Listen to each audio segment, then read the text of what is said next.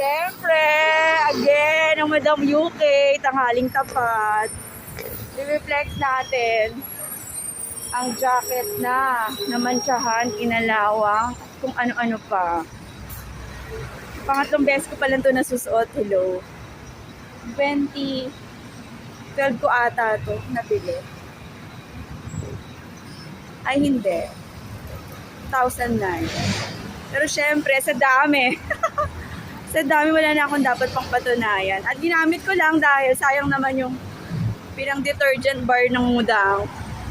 Kung hindi ko mapiplex at magagawa ng naratibo sa salitang paraan, tsaka di ba traffic ko? Oh. Diba? Flex lang natin.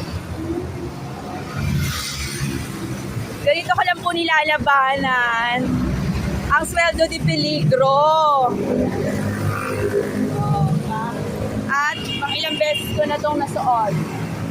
Yung maxi dress naman. Nung birthday ni Tita Dubai.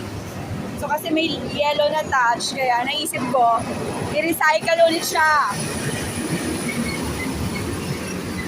Habang mapunta ako sa grocery. So, flex lang ng flex. Ganado ako mag-flex kapag pangit. Diba? Ang sarap gumawa ng naratibo sa pangit eh. Ping! O siya. Sabay na rin ang walking dahil wala na tayong Zumba kaya dapat naglalakad-lakad. And ito po ang inyong Madam UK. Ang lagi ko pong sinasabi, magsipag po tayo para hindi po tayo nalulukuban ng mga biglaang pagyaman.